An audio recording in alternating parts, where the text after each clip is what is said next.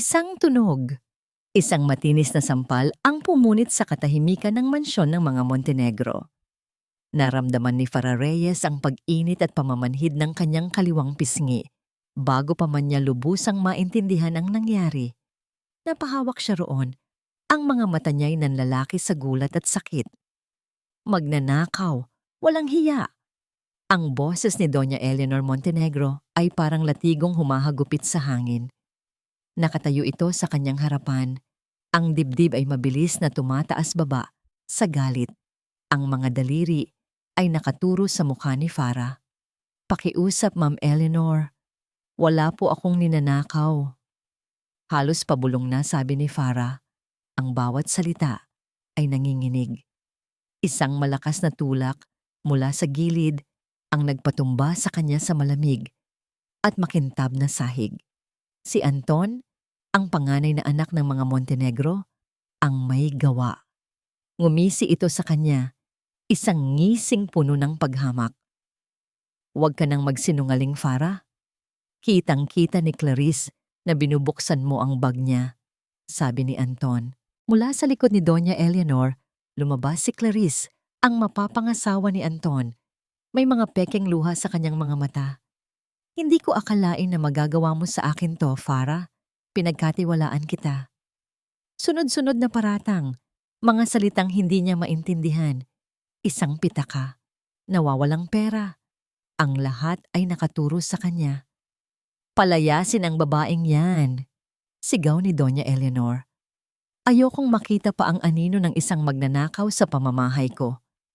Dalawang gwardiya ang marahas na humila sa kanya patayo. Napunit ang laylayan ng kanyang uniforme. Nagsimula siyang magpumiglas, umiiyak, nagmamakaawa. "Wala po akong kasalanan. Ma'am, pakiusap." Pero walang nakikinig. Kinaladkad nila siya palabas ng mansyon sa gitna ng malakas na buhos ng ulan. Itinapon nila siya sa labas ng gate na parang isang basahan. Bumagsak si Farah sa basang semento. Ang ulan ay humahalo sa kanyang mga luha.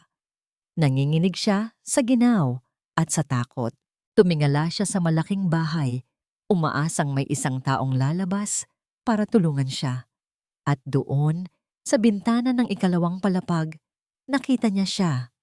Si Ethan. Nakatayo lang ito roon, nababalot ng dilim, pero kitang-kita ni Farah ang kanyang figura. Ang lalaking minamahal niya ng tahimik. Ang lalaking laging nag-iiwan ng pagkain para sa kanya kapag alam niyang hindi pa siya kumakain. Ang lalaking palihim na nagbibigay sa kanya ng gamot noong nilagnat siya. Nagtagpo ang kanilang mga mata. Sa isang saglit, umasa si Farah. Umasa siyang bababa ito, ipagtatanggol siya, sasabihing hindi totoo ang lahat. Ngunit nanatili lamang itong nakatayo roon. Nakakuyom ang mga kamao sa gilid, pero walang ginawa. Walang sinabi. Dahan-dahan itong tumalikod at nawala sa dilim ng kanyang silid. Gumuho ang mundo ni Farah. Mas masakit pa yon kaysa sa sampal. Mas masakit pa kaysa sa pagtulak. Mas masakit pa kaysa sa malamig na ulan. Ang pananahimik ni Ethan ang pumatay sa kanya. Hindi niya alam kung gaano siya katagal na nakaluhod doon. Ang gutom, ginaw at sama ng loob ay unti-unting pumapatay sa kanyang lakas. Kailangan niyang tumayo. Kailangan niyang umalis. Pinilit niyang tumayo. Ang mga binti ay nanghihina. Nagsimula siyang maglakad palayo. Walang patutunguhan. Ang damit ay basang-basa at punit-punit. Ang tanging dala niya ay ang sakit ng kataksilan. Isang nakakasilaw na ilaw. Isang malakas na busina. Bago pa man siya makalingon, naramdaman na lang niya ang isang malakas na pagtama sa kanyang katawan. Tumilapon siya. Ang huli niyang nakita ay ang madilim na kalangitan na umiiyak kasama niya. Habang unti-unting nawawala ng hininga, isang kaisipan ang namuo sa kanyang isip. Isang sumpa, isang pangako. Kung mabibigyan ako ng isa pang pagkakataon, hinding-hindi ko nahahayaang may umapak pa sa pagkatao ko. Hinding-hindi na. At pagkatapos, dumilim ang lahat. Isang malalim na paghinga. Napabalikwas ng bangon si Farah. Habol ang kanyang hininga. Pawis na pawis. Ang puso niya ay kumakaripas sa kanyang dibdib. Nasaan siya? Iginala niya ang kanyang mga mata. Isang maliit at simpleng kwarto. Ang uniforme niya sa katawan ay buo at malinis. Tumingin siya sa kanyang mga kamay na mas bata, walang kalyo. Anong bumukas ang pinto? Isang pamilyar na muka ang pumasok. Isang mukhang sanhi ng kanyang pinakamasamang bangungot. Ngumiti ito sa kanya. Isang ngangiting hindi pa nababahiran ng galit at paghamak. Gising ka na pala, Farah, sabi ni Doña Eleanor. Ang boses ay malambing at puno ng awtoridad. Maligayang pagdating sa pamilya Montenegro, Farah. Nakatayo si Farah sa gitna ng malawak na foyer. Ang parehong sahig na kung saan siya kinaladkad. Ang parehong hagdan kung saan nakatayo si Ethan habang dinudurog ang kanyang puso. Ang lahat ay eksakto. 3 taon sa nakaraan. Naramdaman niya ang panginginig ng kanyang mga kamay. Ngunit sa pagkakataong ito, hindi dahil sa takot, dahil sa galit. Mabilis niyang itinago ito sa likod ng isang magalang na pagyuko. Salamat po, Ma'am Eleanor. Ikinagagalak ko po kayong makilala. Ang mga salita ay lumabas sa kanyang bibig nang walang kahirap-hirap. Isang memorya ng nakaraang buhay. Ngunit sa loob-loob niya, bawat salita ay may kasamang lason. Lumipas ang mga unang araw. Para sa lahat, si Farah ay ang perpektong kasambahay. Magalang, masipag, at laging nakayuko. Ginagawa niya ang bawat utos ng walang tanong. Ang kanyang mga galaw ay mabilis at epesyente. Ngunit sa likod ng mga matang yon, na laging nakatingin sa sahig, may isang isipang nagmamasid, isang isipang nag-aaral.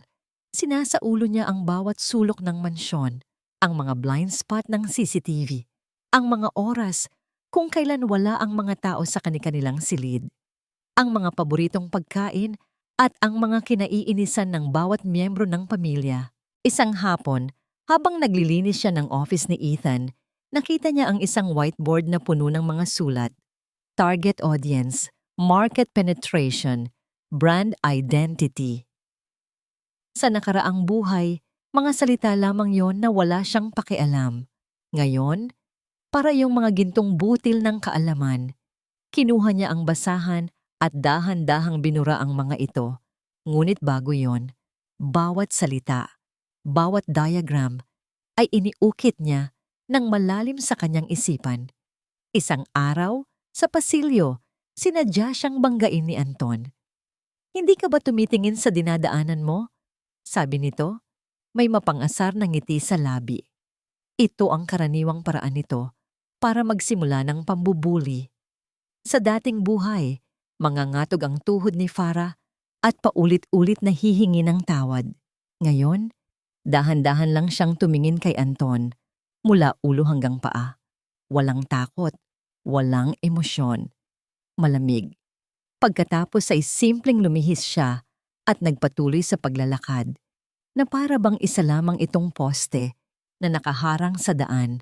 Natigilan si Anton. Sa unang pagkakataon, naramdaman niya ang pagkailang sa isang kasambahay. Pagsapit ng gabi, kapag ang buong mansyon ay tahimik na, isa pang Farah ang nabubuhay. Sa kanyang maliit na silid, sa liwanag lamang ng kanyang mumurahing cellphone, doon siya nagiging ibang tao. Nagbabasa siya ng mga libreng business articles online. Nakikipag-ugnayan siya sa isang kaibigan mula sa probinsya na may taniman ng kape. Isang hating gabi, nanginginig ang mga daliri niya habang tinatype ang isang mensahe. Okay, sige. Ipadala mo sa akin ang unang batch. Ibenta ko online. Sa ilalim ng kumot, para hindi marinig ang kanyang pag-uusap, isinara niya ang kanyang unang transaksyon, ang unang hakbang sa kanyang paghihiganti, ang unang ladrilyo sa kanyang bagong buhay. Hindi naging madali ang pakikitungo kay Clarice. Farah, labhan mo ulit itong mga damit ko. Parang may amoy pa. Farah, bakit maalikabok dito? Kanina lang ako nagpunas. Laging may reklamo. laging may utos. Tinutupad ni Farah ang lahat ng walang imik. Ngunit minsan, habang nag-aabot ng isang basong tubig, nagtama ang kanilang mga mata. Nakita ni Clarice ang isang bagay sa mga mata ni Farah na hindi niya pa nakikita dati. Isang kalmadong tingin na parang nakikita ang pinakatago-tago niyang mga sikreto. Biglang kinilabutan si Clarice at mabilis na umiwas ng tingin. Isang gabi, habang nagpupunas siya ng mesa sa dining hall, pumasok si Ethan. Galing ito sa trabaho. Mukhang pagod. Nagulat si Farah nang bigla itong magsalita. Ayos ka lang ba? Napatingin si Farah sa kanya. Parang iba ka ngayon, sabi ni Ethan. Pinag-aaralan ng kanyang mukha. Naramdaman ni Farah ang isang pamilyar na kirot sa kanyang dibdib. Ang boses na yon, ang mga matang yon. Ngunit mabilis niya itong iwinaksi. Hindi na siya ang dating Farah na mabibighani sa kaunting pag-aalala. Ayos lang po, sir, sagot niya. Yumukong muli. Siguro po pagod lang. Tinitigan pa siya ni Ethan ng ilang segundo bago ito tumango at umakyat sa kanyang silid. Naiwan si Farah na mag-isa. Napahawak siya sa kanyang dibdib. Huwag, sabi niya sa sarili. Huwag kang bibigay. Kinagabihan, habang nakahiga na siya sa kanyang kama, may nag-vibrate sa kanyang cellphone. Isang notifikasyon mula sa kanyang bank app. Binuksan niya ito. Isang numero ang sumalubong sa kanya. Ang kita niya sa pagbebenta ng kape online sa loob lamang ng ilang linggo. Mas malaki pa ito sa halaga ng perang ipinambintang sa kanya sa nakaraang buhay. Sa dilim ng kanyang silid, sa liwanag lamang ng cellphone screen, isang maliit na ngiti ang sumilay sa mga labi ni Farah. Hindi ito isang masayang nangiti. Ito ay isang nangiti ng tagumpay. Isang nangiti na nangangakong ito ay simula pa lamang. Ang tagumpay ay may kakaibang lasa. Para kay Farah, ito ay may lasa ng matapang na kape, hinaluan ng pait ng nakaraan at tamis ng pag-asang dala ng bawat bagong order sa kanyang online shop. Sa gabi, siya ay si Pashe, ang misteryosong nagbebenta ng kape na unti-unting nakikilala sa mga estudyante at call center agents.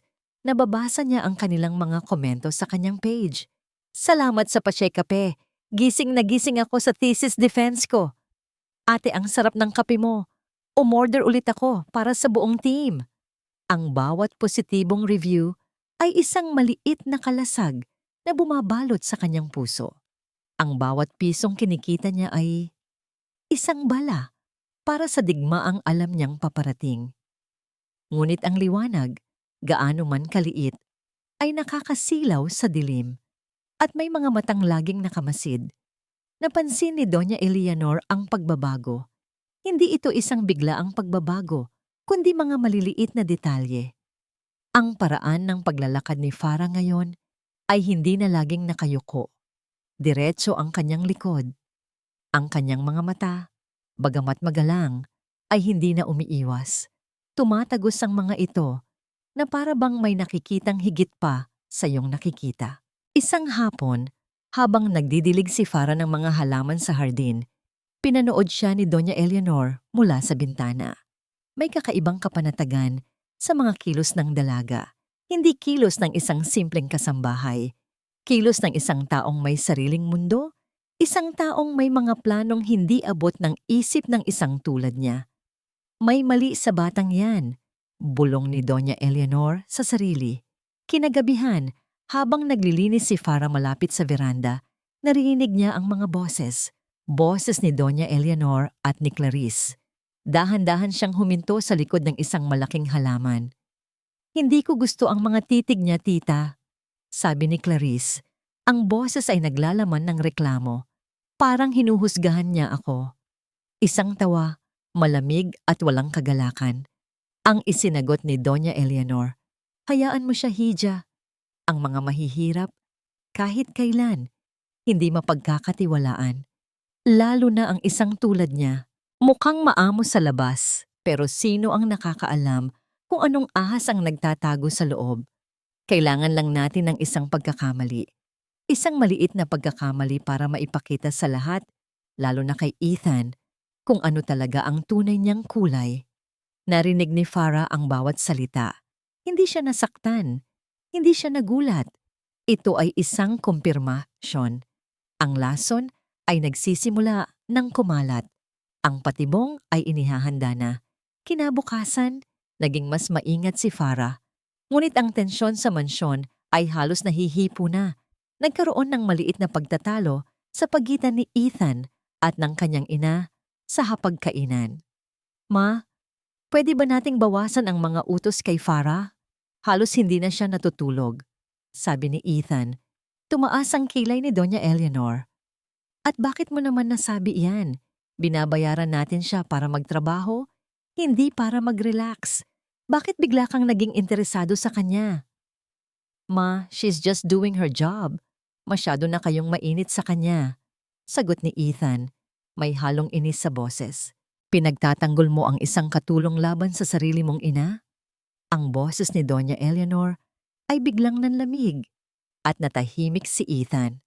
Mula sa kanyang kinatatayuan sa kusina, narinig ni Farah ang lahat. Isang bahagi sa kanya ang gustong umasa na ipagpapatuloy ni Ethan ang pagtatanggol. Ngunit alam niya, mula sa mapait na karanasan, na ang katapangan ni Ethan ay laging may hangganan. Kinabukasan, ginamit ni Farah ang halos lahat ng kanyang naipon mula sa pagbebenta ng kape. Pumunta siya sa isang mall sa kanyang day off. Hindi siya bumili ng bagong damit o sapatos.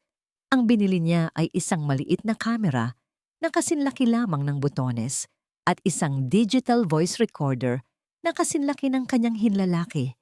Ang mga ito ang kanyang magiging mga mata at tainga. Ang mga ito ang magiging sandata niya. Pagbalik niya sa mansyon, pakiramdam niya ay handa na siya. Alam niyang malapit na. Hinihintay na lang niya ang kanilang susunod na galaw. At hindi nga siya nagkamali. Isang hapon, habang nag-aayos siya ng mga magazine sa sala, lumapit si Clarice. Mayroon itong suot na isang peking-peking ngiti. Farah, sabi nito sa isang matamis na tono na nagpataas ng lahat ng balahibo ni Farah sa batok. Habang papalapit si Clarice, sinadya nitong madulas ang hawak na mamahaling leather wallet. Bumagsak ito sa sahig, bahagyang bumukas, at lumabas ang isang makapal na talian ng mga tig-1,000 piso. Ang eksena ay perpekto. Ang wallet, ang pera, ang akusasyon na naghihintay na lang na bitawan. Tumingin si Clarice kay Farah, ang mga mata ay puno ng hamon. Oops, nahulog ko. Pakipulot nga, Farah. Hindi gumalaw si Farah. Tinitigan niya ang wallet sa sahig. Pagkatapos ay dahan-dahan niyang itinaas ang kanyang tingin kay Clarice. Sa kanyang isipan, isang pangungusap lang ang umalingaw-ngaw. Nagsimula na sila. Nakita ni Ethan ang lahat. Mula sa hagdanan, kitang-kita niya ang eksena sa sala. Ang pagbagsak ng wallet ni Clarice, ang paglabas ng makapal na pera, ang mapanghamong titig nito kay Farah. At ang pinakagulat niya sa lahat ay ang naging reaksyon ni Farah. Walang gulat, walang takot, tila ba inaasahan na niya ito. May kung anong nag-uumpugan sa loob ng isip ni Ethan. Ang pagnanais na bumaba at itama ang mali. At ang takot na muling magsimula ng gulo sa pamamahay na yon bago pa man siya makakilos. Natapos na ang eksena. Umalis si Clarice na halatang inis at si Farah ay nagpatuloy sa trabaho na parang walang nangyari. Ngunit para kay Ethan, may nangyari. Isang binhi ng pagdududa ang itinanim sa kanyang isipan laban sa kanyang pamilya. Simula noon, hindi na niya maiwasang pagmasdan si Farah. Isa hapon, nakita niya itong nagbabasa sa hardin habang nagpapahinga. Akala niya ay isang romance pocketbook lamang ang hawak nito, ngunit nang mapadaan siya sa likod, nakita niya ang pamagat. Marketing for Beginners. Nagkunwari siyang walang nakita, ngunit ang imahe ay nanatili sa kanyang isip. Hindi ito gawain ng isang ordinaryong kasambahay. Lalong lumalim ang kanyang paghanga nang makita niya kung paano nito hinarap si Anton. Galing siya sa kanyang silid nang marinig niya ang boses ng kapatid sa pasilyo. Sinusubukan nitong harangan ang daan ni Farah. "Mag-usap naman tayo, Miss Maganda. Huwag ka namang mailap." Nag-init ang ulo ni Ethan. Hahakbang na sana siya para saway ng kapatid nang makita niya ang ginawa ni Farah. Itinaas lamang nito ang hawak na daspan na para bang isang sandata. Tumingin ng diretso sa mga mata ni Anton at nagsabi ng isang salita. "Umalis ka." Ang boses niya ay hindi malakas, ngunit puno ng awtoridad na nagpatigil kay Anton. Gulat at napahiya, wala itong nagawa, kundi tumabi. Nagpatuloy si Farah sa paglalakad na parang walang nangyari habang naiwan si Ethan na nakatayo roon, hanga sa katapangang hindi niya mismo taglay. Ang paghangang iyon ang nagtulak sa kanya na harapin ang kanyang ina. "Ma, ano ba talaga ang problema ninyo kay Farah?" Tanong niya isang gabi. "Lagi na lang siyang pinag-iinitan ninyo ni Clarice." "At bakit ka ba ganyan na lang makialam?" Ganting sagot ni Doña Eleanor, ang mga matay nanlilisik. "Nagiging malapit ba kayo ng katulong na yon kaya mo siya kinakampihan?" "Hindi po ganoon." Mabilis na tanggi ni Ethan, kahit na sa loob niya ay hindi siya sigurado. "Nakikita ko lang na mali ang ginagawa ninyo. Masyado ninyo siyang pinapahirapan." "Pinagtatanggol mo ang isang katulong laban sa sarili mong ina?" Ang pamilyar na akusasyon, ang pader na laging itinatayo ng kanyang ina sa tuwing sinusubukan niyang mga tuwiran. At tulad ng dati, umurong si Ethan.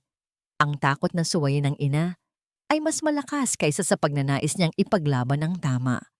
Gabi-gabi, ang imahe ni Farah ang bumabagabag sa kanya. Ang kanyang mga mata na puno ng determinasyon, ang kanyang tapang, ang kanyang misteryosong pagbabago. Gusto niyang lumapit, gusto niyang magtanong, gusto niyang sabihin na nakikita niya ang lahat, na hindi siya bulag sa mga nangyayari. Ngunit sa tuwing magtatangka siya, isang boses sa kanyang isip ang pumipigil sa kanya. "Anong sasabihin mo? Nakalabanin niya ang sarili mong pamilya? Anong maitutulong mo? Siya ay isang duwag." At alam niya iyon. Isang gabi, hindi siya makatulog.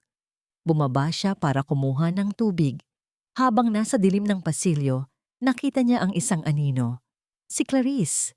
Dahan-dahan itong naglalakad patungo sa direksyon ng silid ng mga katulong. Isang masamang kutob ang biglang kumalat sa kanyang dibdib. May mali. May masamang mangyayari. Nagtago siya sa isang sulok at pinanood ito. Nakita niyang sumilip si Clarice sa silid ni Farah bago ito mabilis na bumalik. Dapat siyang kumilos. Dapat niyang alamin kung ano ang binabalak nito. Ngunit muli, naghari ang kanyang pag-aalinlangan. "Baka nag-iisip ka lang ng sobra," sabi niya sa sarili. "Baka may kinuha lang siya." Pinilit niyang paniwalain ang sarili. Bumalik sa kanyang silid at humiga. Ngunit habang nakapikit, dinig na dinig niya ang boses ng kanyang ina mula sa kabilang silid. Kausap si Clarice sa telepono. Ang mga salita ay mahina, ngunit sapat na para marinig niya. "Siguraduhin mong walang palya ang lahat." Sa sandaling iyon, alam na ni Ethan na may mangyayaring hindi maganda. At sa kanyang pananahimik, alam niyang naging bahagi siya nito. Ang sigaw ni Clarice ang unang bumasag sa katahimikan ng umaga. Nagmula ito sa silid-aklatan. Isang sigaw na pamilyar kay Farah. Isang sigaw na minsan nang gumuho sa kanyang mundo. Nang mga sandaling yon, nagpupunas si Farah ng isang mamahaling florera sa sala. Hindi siya natinag. Dahan-dahan niyang ibinaba ang florera sa mesa, kinuha ang basahan at maingat na tiniklop ito. "Nawawala ang pera ko! Ang pera ko!" Umalingaw-ngaw ang boses ni Clarice, kasunod ng mabilis na mga yabag. Lumabas si Doña Eleanor mula sa kanyang silid. Ang muka ay nagpapakita ng perpektong pagkagulat. Sumunod si Anton, mukhang inis na naistorbo. At mula sa hagdan, bumaba si Ethan, Ang kanyang mukha ay puno ng pag-aalala. Nagtipon sila sa sala, isang korte na handa ng maglitis, at si Farah ang nag-iisang akusado. Farah, nakita ka ni Manang Celia na pumasok sa library kanina.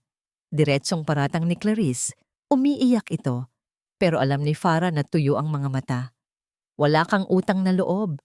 Segunda ni Doña Eleanor, ang boses ay nanginginig sa kunwaring galit.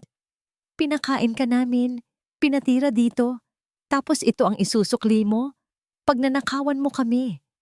Ang ibang mga kasambahay ay nagtipon sa di kalayuan, nagbubulungan.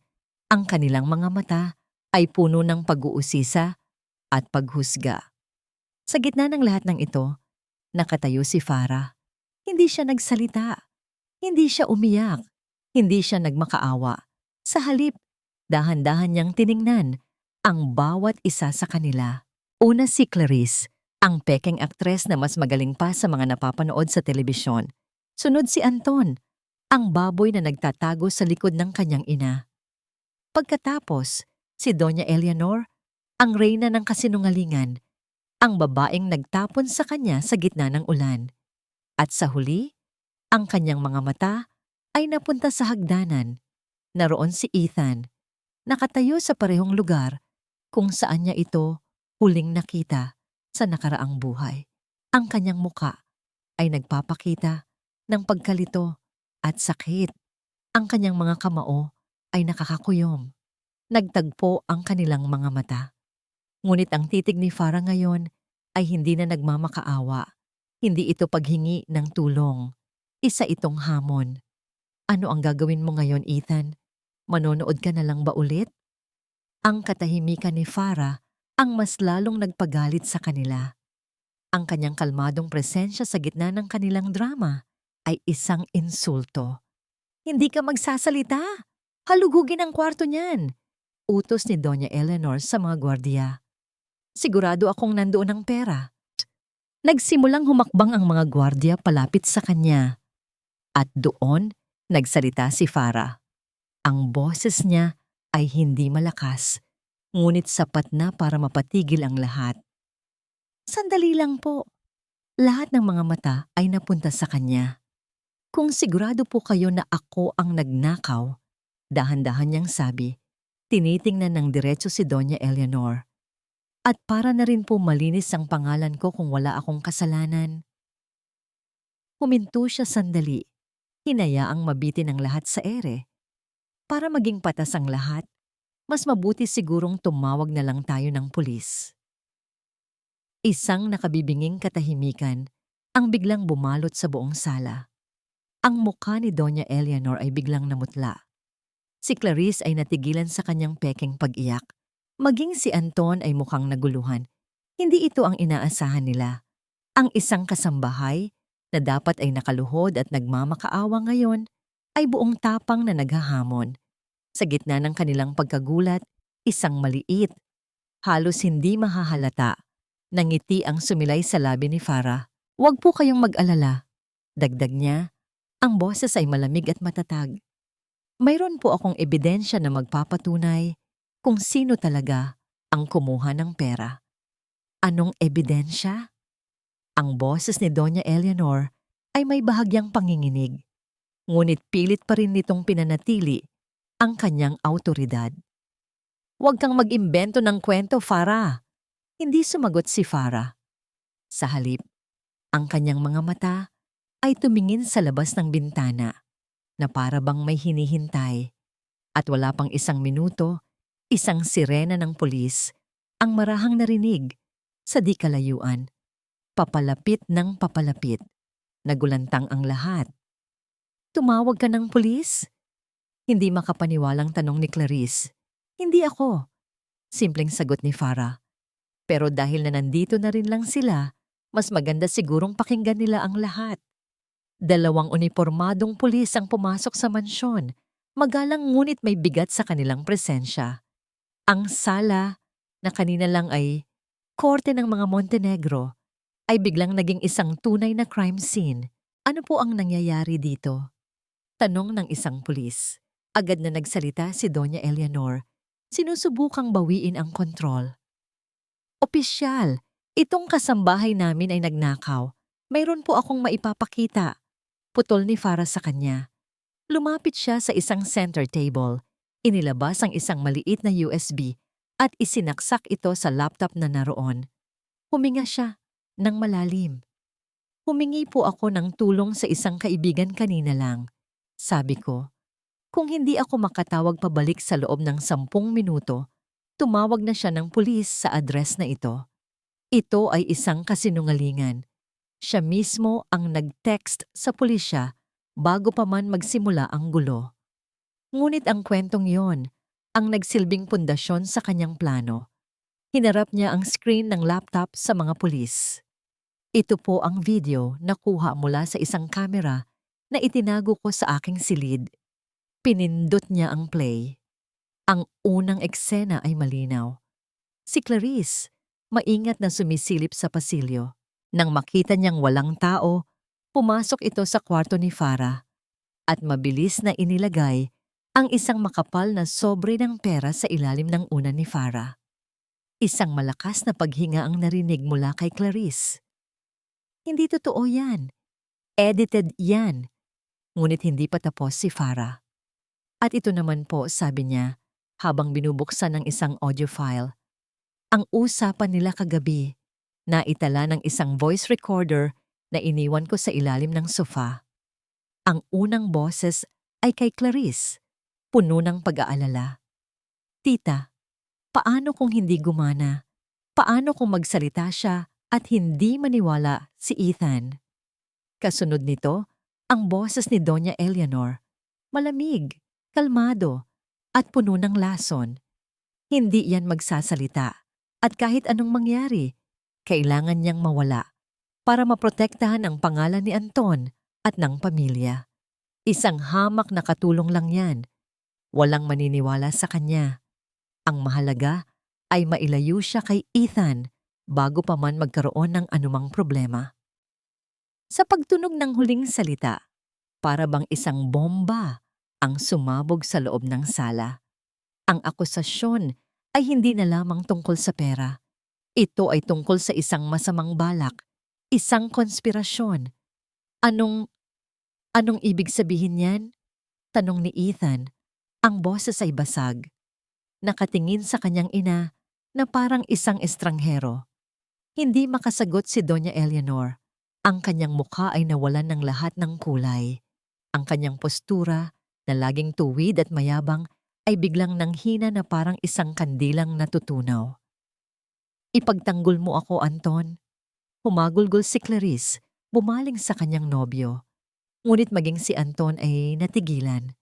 Ang pagkakabanggit sa kanyang pangalan ay naglagay sa kanya sa alanganin. Wala akong kinalaman dyan, mabilis niyang sabi. Sir, Ma'am, kailangan po namin kayong isama sa istasyon para sa ilang mga katanungan.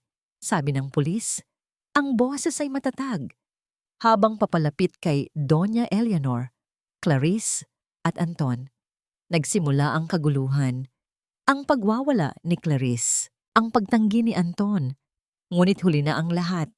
Sa gitna ng lahat ng yon, tumayo si Farah. Ang kanyang misyon ay tapos na. Dahan-dahan siyang naglakad patungo sa pintuan. Walang pumigil sa kanya. Walang nagsalita. Pagdating niya sa hagdanan, huminto siya at muling tumingin kay Ethan. Ang mukha nito ay puno ng sakit, pagsisisi at kahihiyan. Sa wakas, nakita na nito ang tunay na mukha ng pamilyang kanyang pinoprotektahan. Sa wakas, naintindihan na niya ang halaga ng kanyang pananahimik. Walang sinabi si Farah, ngunit sa kanyang mga mata, nabasa ni Ethan ang kanyang hatol. Hindi galit. Hindi paghihiganti, isang malamig at permanenteng paalam. Tumalikod si Farah at nagpatuloy sa paglakad. Binuksan niya ang malaking pinto ng mansyon at humakbang palabas. Ang sikat ng araw ay sumalubong sa kanya, mainit at nakakasilaw. Sa pagkakataong ito, walang ulan, walang luha. Nakangiti ang langit para sa kanyang bagong kalayaan. Habang naglalakad siya palayo, kinuha niya ang kanyang cellphone. Hinanap niya ang isang pangalan sa kanyang contacts. Sir Ethan. Tinitigan niya ito ng ilang segundo. Pagkatapos, walang pag-aalinlangan, pinindot niya ang delete. Nang umalis ang mga sasakyan ng pulis, isang nakabibinging katahimikan ang pumalit. Naiwan si Ethan sa gitna ng sala, kasama ang kanyang ina. Si Anton at Clarice ay isinama sa presinto. Ang mga kasambahay ay nagtago sa kani-kanilang sulok, takot na madamay.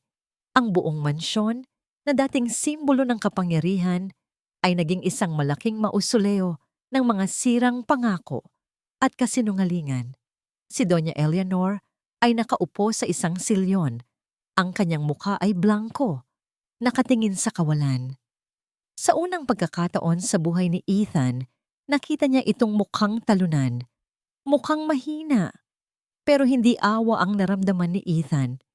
Isang matinding galit, isang nakasusuklam na pandidiri. Bakit?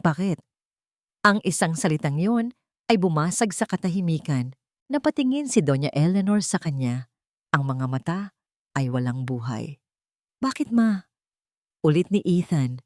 Ang boses ay nagsisimula ng manginig, hindi sa takot, kundi sa puot.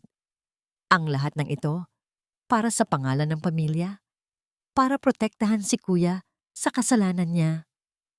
Ginawa ko yon para sa atin, mahinang sagot ng kanyang ina. Para sa pamilyang ito. Anong pamilya? Sigaw ni Ethan. At sa wakas, lahat ng sakit at galit na kinimkim niya ng napakatagal ay sumabog.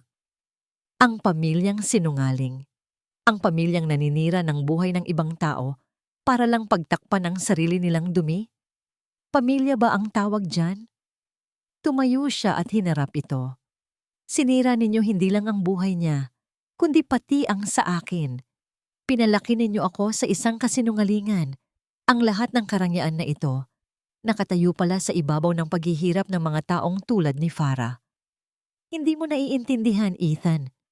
Ako pa ang hindi nakakaintindi. Isang mapait na tawa ang kumawala sa kanyang lalamunan. Ngayon ko lang naintindihan ang lahat, ma. At alam mo kung ano ang pinaka naiintindihan ko? Kasama ninyo ako sa kasalanang ito dahil wala akong ginawa. Isang duwag. Yan ako. Hinubad niya ang kanyang mamahaling relos at ibinato ito sa mesa. Kinuha niya ang kanyang wallet, dinukot ang lahat ng credit cards at inihagis din ang mga iyon. Sunod ang susi ng kanyang kotse. Ang bawat bagay na bumagsak sa mesa ay parang tunog ng kadenang napuputol. Simula ngayon, sabi niya. Ang boses ay malamig at pinal. Tumingin siya ng diretso sa mga mata ng kanyang ina. Wala na kayong anak na nagngangalang Ethan. Hindi na niya hinintay ang sagot nito. Mabilis siyang tumalikod at umakyat sa kanyang silid. Kinuha niya ang isang backpack, inilagay ang ilang damit, ang kanyang diploma, at ang kaunting perang natabi niya na hindi galing sa pamilya. Pagbaba niya, nadatnan niya ang kanyang ina na nakatayo pa rin, nakatingin sa mga bagay na inihagis niya sa mesa. Nilagpasan niya ito nang hindi lumilingon. Naglakad siya palabas ng pinto ng mansyon, palayo sa buhay na kanyang kinagisnan. Palayo sa kasalanang minana niya. Paglabas niya ng gate, bumuhos ang malakas na ulan. Parang isang déjà vu. Ang parehong ulan, ang parehong gabi. Ngunit sa pagkakataong ito, siya ang nasa labas. Siya ang walang matutuluyan. Huminto siya sa gitna ng kalsada. Hinayaan ng ulan na basain siya ng todo. Hinayaan ng lamig na tumagos sa kanyang mga buto. At doon, sa ilalim ng umiiyak na langit, sa unang pagkakataon, mula noong siya'y bata pa, humagulgol si Ethan. Umiyak siya para kay Farah. At sa lahat ng hirap na dinanas nito, umiyak siya para sa kanyang sarili. Para sa lalaking duwag na pinabayaan lang ang lahat na mangyari. Umiyak siya dahil sa wakas, malaya na siya. Ngunit ang kalayaan ay may kasamang bigat ng kasalanan. Tumingala siya sa madilim na kalangitan. Farah, nasaan ka man? Patawarin mo ako. Ipinangako niya sa sarili. Hindi para kay Farah, hindi para sa kahit sino, kundi para sa sarili niya. Hahanapin niya ang kanyang sarili. Magsisimula siya sa wala at balang araw, bubuuin niya ang kanyang pagkatao para maging isang lalaking karapat-dapat humingi ng tawad kahit pa hinding-hindi na niya ito makukuha. Ang balita tungkol sa iskandalo ng mga Montenegro ay kumalat na parang apoy. Naging laman ito ng mga social media post, mga blind items sa mga tabloid at usap-usapan sa mga elitistang bilog. Ngunit para kay Farah, ang lahat ng yon ay ingay lamang sa malayo. Pagkaalis niya sa mansyon, hindi siya lumingon pabalik. Nagpunta siya sa isang murang paupahan sa isang bahagi ng lungsod na malayo sa dating buhay. Isang maliit na kwarto na may sapat lamang na espasyo para sa isang kama at isang maliit na mesa. Ito ang kanyang kaharian. Sa unang gabi sa kanyang bagong buhay, hindi siya nakatulog.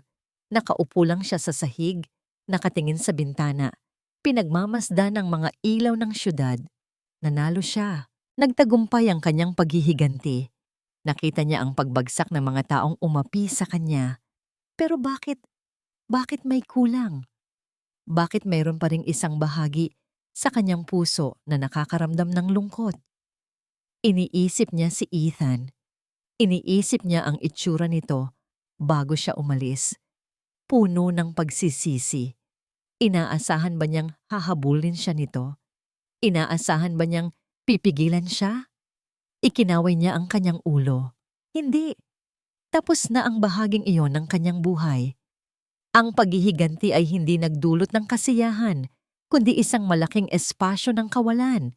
At napagtanto niya, ang paghihiganti ay para sa nakaraan.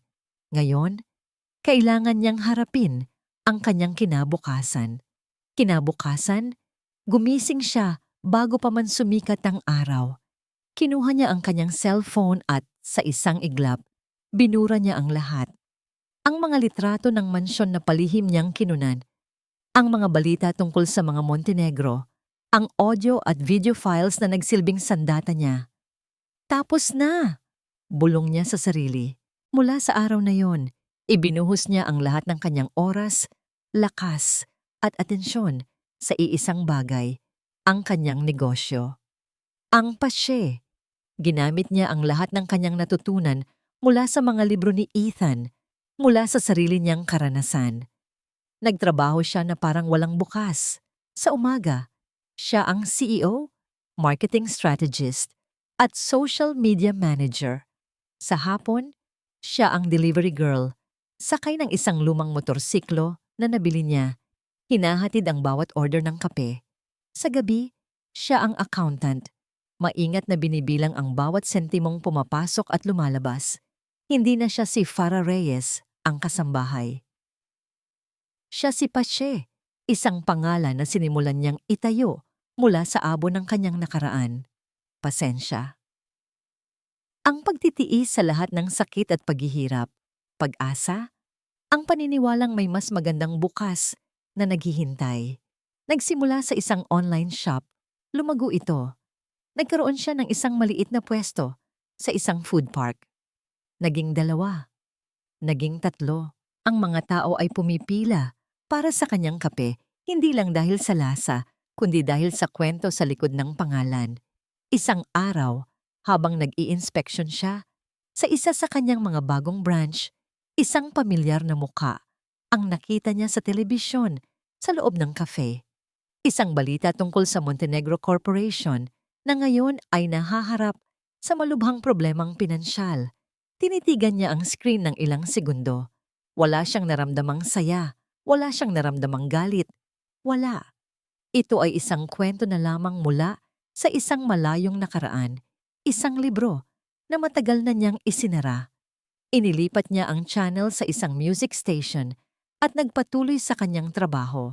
Hindi niya alam, sa kabilang dako ng syudad, may isang lalaking nagsisimula rin mula sa simula. Nagtatrabaho bilang isang ordinaryong empleyado sa isang maliit na kumpanya. Tinatanggihan ang anumang tulong mula sa mga kaibigan ng kanyang ama at unti-unting binubuo ang sarili, malayo sa anino ng kanyang pangalan. Ang kanilang mga mundo ay tuluyan ng naghiwalay. Ang tanging nag-uugnay na lang sa kanila ay ang mga alaala ng isang nakaraang puno ng sakit at ang parehong pagnanais na bumangon mula sa guho. Sa paglipas ng panahon, ang sakit ay unti-unting naghilom. Ang mga alaala ay nagsimulang lumabo. Ang patse ay hindi na lamang isang maliit na negosyo, kundi isang pangalan na nagsisimula ng gumawa ng ingay sa industriya. At si Farah ay hindi na lamang isang babaeng naghahanap ng paghihiganti. Isa na siyang reyna na nagtatayo ng sarili niyang imperyo.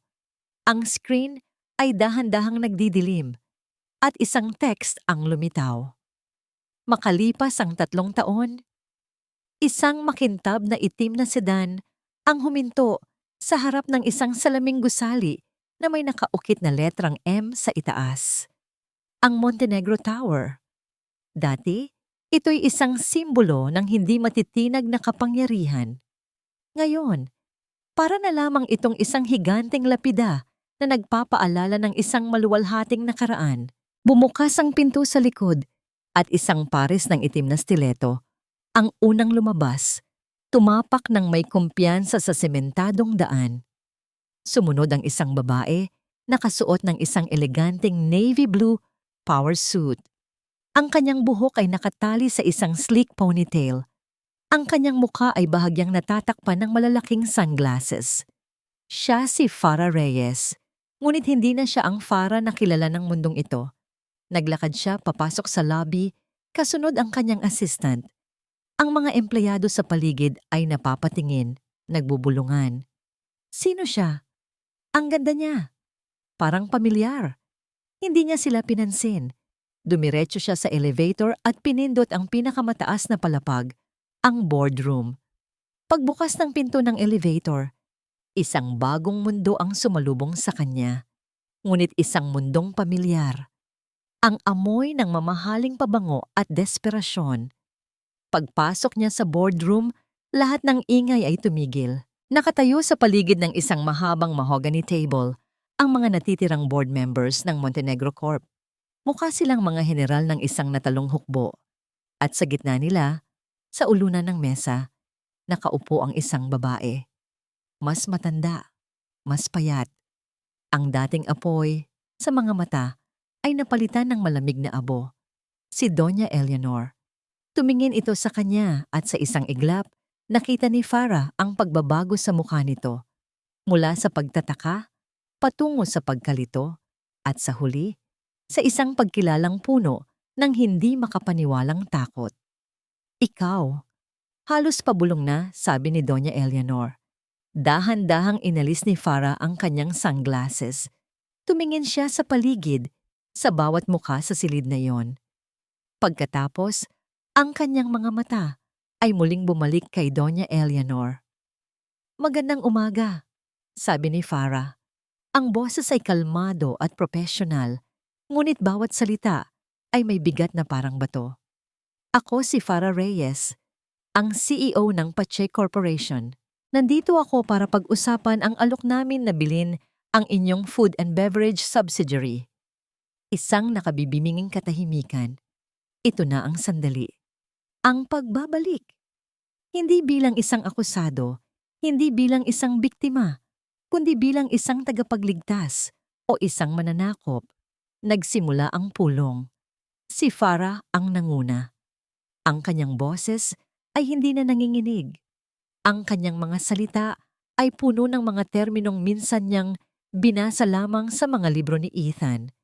Ang kanyang presensya ay pumuno. Sa buong silid, walang iniiwang espasyo para sa pag-aalinlangan. Habang nagsasalita siya, napansin niya ang isang lalaki na nakatayo sa isang sulok. Sa likod ng ibang mga board members, hindi ito nakaupo sa mesa. Nakasuot ito ng simpleng suit na halatang hindi kasing mahal ng sa iba. Mukha itong pagod, mas matanda, at may mga guhit ng hirap sa kanyang mukha. Si Ethan. Nagtagpo ang kanilang mga mata sa isang saglit. Nakita niya sa mga mata nito ang lahat. Paghanga, sakit, pagsisisi, at isang bagay na hindi niya mabigyan ng pangalan. Hindi siya nagpakita ng anumang emosyon. Itinuon niya ang kanyang atensyon pabalik sa pulong. Tinatrato siya na parang isa lamang sa mga muebles sa silid na yon.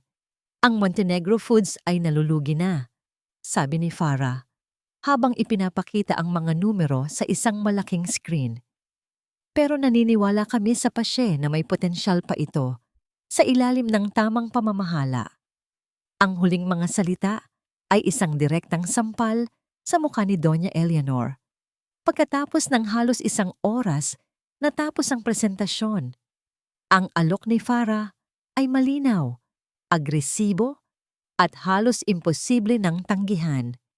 Pag-aaralan namin ang inyong alok, Miss Reyes, sabi ng isang board member. Ang boses ay puno ng paggalang. Tumayo si Farah. Mayroon kayong 24 na oras para magdesisyon. Naglakad siya palabas ng boardroom. Ang kanyang mga takong ay lumilikha ng matatag na tunog sa sahig. Ramdam niya ang mga mata ng lahat na nakatutok sa kanyang likod. Pagdating niya sa pintuan, isang boses ang pumigil sa kanya. Miss Reyes? Huminto si Farah ngunit hindi lumingon. Alam niya kung kaninong boses iyon. Pwede ba tayong mag-usap? Kahit 5 minuto lang. Naramdaman niya ang panginginig sa boses ni Ethan. Ang pagmamakaawa. Huminto ang mundo sa loob ng ilang segundo. Isang bahagi sa kanya ang gustong maglakad palayo at huwag nang lumingon pa. Ngunit isang bahagi ang gustong marinig kung ano ang sasabihin nito. Dahan-dahan siyang lumingon. Ang mukha ay nanatiling walang ekspresyon. Tinitigan niya si Ethan mula ulo hanggang paa na parang sinusuri ang isang estranghero. Mayroon kang 3 minuto, Mr. Montenegro. 3 minuto. Para kay Ethan, ang 3 minutong yon ay mas mahalaga kaysa sa 3 taon na nagdaan. Ito na marahil ang huli at nag-iisang pagkakataon na makakausap niya si Farah ng malapitan. Naglakad sila patungo sa isang sulok ng pasilyo na walang gaanong tao. Malapit sa isang malaking bintanang salamin kung saan tanaw ang buong syudad. Tumayo si Farah na nakatalikod sa bintana, habang si Ethan naman ay nakaharap dito. Sa likod ni Farah, nakikita ni Ethan ang refleksyon ng sarili niya. Isang lalaking mukhang pagod, isang anino lamang ng dating Ethan Montenegro. Nagsisimula na ang oras mo, sabi ni Farah. Ang boses ay kasing lamig ng hanging nanggagaling sa aircon. Huminga ng malalim si Ethan, pinipigilan ang panginginig ng kanyang mga kamay. Hindi ako humihingi ng tawad, Farah. Simula niya, at nagulat si Farah sa kanyang mga salita. Dahil alam kong wala akong karapatan. Tinitigan niya ito ng diretso sa mga mata, sinusubukang iparating ang lahat ng sakit at katotohanan na natutunan niya. Gusto ko lang malaman mo kung ano ang nangyari sa nakalipas na 3 taon. Hindi umimik si Farah, ngunit nanatili itong nakikinig. Iyon ay sapat na para kay Ethan. Pagkaalis ko sa mansyon, patuloy niya. Sinubukan kong mabuhay mag-isa, walang pangalan, walang pera. Ang unang trabaho ko ay tagahugas ng pinggan sa isang karinderya. Pagkatapos naging waiter, naging sales clerk. Lahat ng trabahong dati ay pinandidirihan ko, pinasok ko. Hindi ko ito sinasabi para kaawaan mo ako. Mabilis niyang dagdag, nakikita ang bahagyang pagbabago sa ekspresyon ni Farah. Sinasabi ko ito dahil sa mga trabahong yon.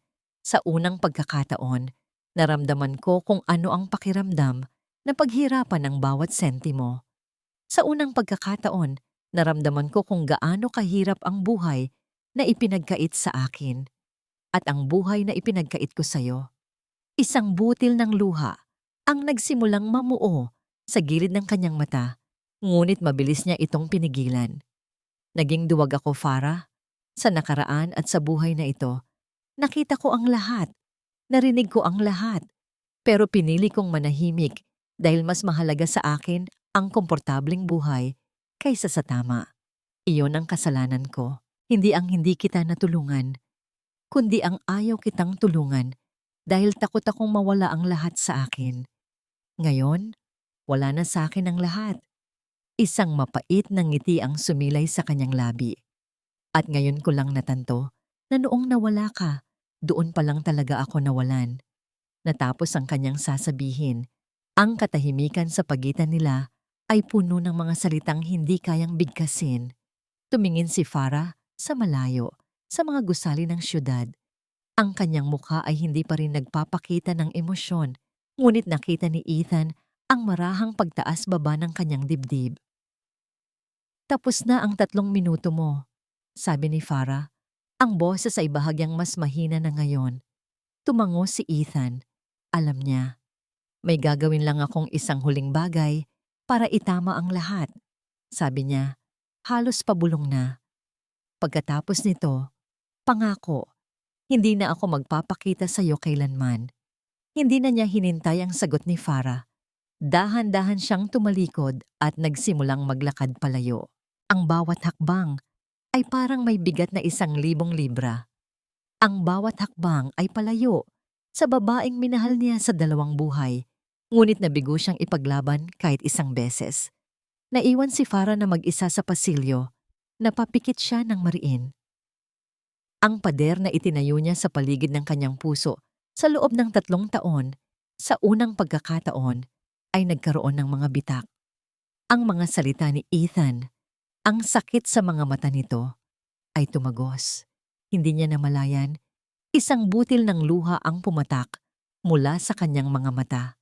Mabilis niya itong pinunasan. Hindi ngayon, Farah. Hindi ngayon. Ngunit huli na ang lahat. Ang damdaming matagal na niyang ibinaon ay nagsisimula ng gumising. Ang grand launch ng Pache Reserve, ang pinakabagong premium coffee line ng kumpanya, ay isang malaking tagumpay. Ang ballroom ng isang 5-star hotel ay puno ng mga mamamahayag, social media influencers, at mga bigating pangalan sa mundo ng negosyo. Nakatayo si Farah sa entablado, sa gitna ng spotlight. Nakasuot siya ng isang makinang na puting bestida sa gisag ng kanyang malinis na panimula. Kumpiyansa siyang nagsasalita tungkol sa kanyang paglalakbay, ang kwento ng Pache, ang kwento ng pasensya at pag-asa. Ang bawat butil ng kape ay may kwento. Sabi niya sa mikropono, ang kanyang boses ay umaalingaw-ngaw sa buong silid. At tulad ng kape, ang bawat tao sa atin ay may kakayahang gawing isang bagay na maganda at matapang ang mapapait na karanasan ng buhay. Palakpakan, mga flash ng kamera, ngunit sa gitna ng lahat ng liwanag at ingay, may isang bagay na bumabagabag sa isip ni Farah. Ang mga huling salita ni Ethan. May gagawin lang akong isang huling bagay para itama ang lahat. Ano ang ibig niyang sabihin? Habang nasa kasagsagan ng question and answer portion, isang biglaang komosyon ang nangyari malapit sa pasukan. Napatingin ang lahat. Isang lalaki ang dahan-dahang naglalakad papasok, dumadaan sa gitna ng mga nagugulat na bisita. Hindi siya imbitado. Ang kanyang suot na simpleng polo shirt at slacks ay malayong malayo sa kasuotan ng mga naroroon. Ngunit naglakad siya na para bang pag-aari niya ang sahig. Si Ethan. Ang mga gwardya ay nagsimulang kumilos para harangin siya, ngunit itinaas ni Farah ang kanyang kamay para pigilan sila. Huminto ang lahat. Ang buong atensyon ng ballroom ay nasa kanila. Nagpatuloy si Ethan sa paglalakad hanggang sa makarating siya sa harap ng entablado. Kumuha siya ng isang mikropono mula sa isang event staff. Magandang gabi po sa inyong lahat. Simula niya, ang boses ay nanginginig ngunit malinaw. Hindi po ako bahagi ng programang ito, ngunit meron lang po akong kailangang sabihin. Tumingin siya sa mga kamera, tumingin siya sa mga tao. At sa huli, tumingin siya ng diretso kay Farah. Marahil marami sa inyo ang nakarinig ng mga kwento tungkol sa pamilya Montenegro at kay Miss Farah Reyes, 3 taon na ang nakalipas, sabi niya. Maraming kasinungalingan, maraming tsismis. Ngayong gabi, sa harap ninyong lahat, gusto kong linawin ang katotohanan. Huminga siya ng malalim. Si Farah Reyes ay isang biktima ng kasakiman at kasamaan ng aking pamilya.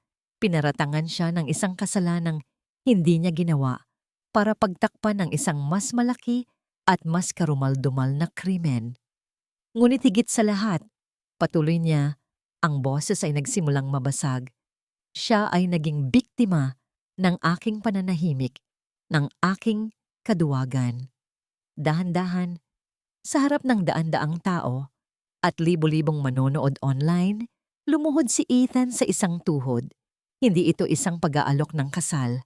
Ito ay isang pagsusumamo. Sa harap ninyong lahat, gusto kong humingi ng tawad kay Farah Reyes, sabi niya. Ang luha ay malaya nang dumadaloy sa kanyang mga pisngi. Hindi niya ito pinunasan. Farah, patawarin mo ako sa aking kaduwagan. Natahimik ang buong mundo ni Farah. Ang ingay ng mga kamera, ang bulungan ng mga tao, lahat ay nawala. Ang tanging nakikita niya ay si Ethan, nakaluhod sa kanyang harapan, ibinababa ang lahat ng kanyang natitirang pride. Ito na pala ang sinasabi niya. Ang huling bagay para itama ang lahat, ang paglilinis sa kanyang pangalan, sa paraang hindi niya kailanman hiniling, ngunit sa paraang pinakakailangan pala ng kanyang puso. Isang mainit na likido ang pumatak sa kanyang kamay. Luha.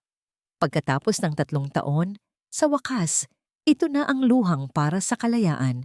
Dahan-dahan siyang bumaba mula sa entablado. Lumapit siya kay Ethan, na nakayuko pa rin. Hinawakan niya ang balikat nito. Tumayo ka, Ethan. Nag-angat ito ng tingin. Ang mga mata ay puno ng gulat at pag-asa. Ang nakaraan ay tapos na, sabi ni Farah habang tinutulungan itong tumayo. Ang paghingi mo ng tawad ay hindi para sa akin, kundi para sa sarili mo. At masaya akong nakita mo na ang daan pabalik. Inilahad niya ang kanyang kamay. Hindi tulad ng dati. Ito ay kamay ng isang CEO, kamay ng isang babaeng buo. Kung gusto mo, sabi niya, isang maliit na ngiti ang unang beses na muling sumilay sa kanyang mga labi para dito. Pwede nating simulan ang lahat. Bilang 2 taong pantay at walang anumang utang sa isa't isa. Tinitigan ni Ethan ang kanyang kamay na nakalahad. Pagkatapos ay tumingin siya sa kanyang mga mata. Nakita niya roon hindi ang anino ng isang kasambahay, kundi ang liwanag ng isang reyna. Dahan-dahan, inilagay niya ang kanyang kamay sa ibabaw ng kamay ni Farah.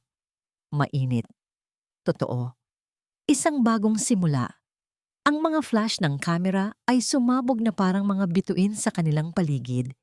Sinasaksihan hindi ang pagtatapos ng isang kwento ng paghihiganti, kundi ang pagsisimula ng isang kwento ng pag-ibig na binuo mula sa abo. Mas matatag, mas totoo, at sa wakas, malaya.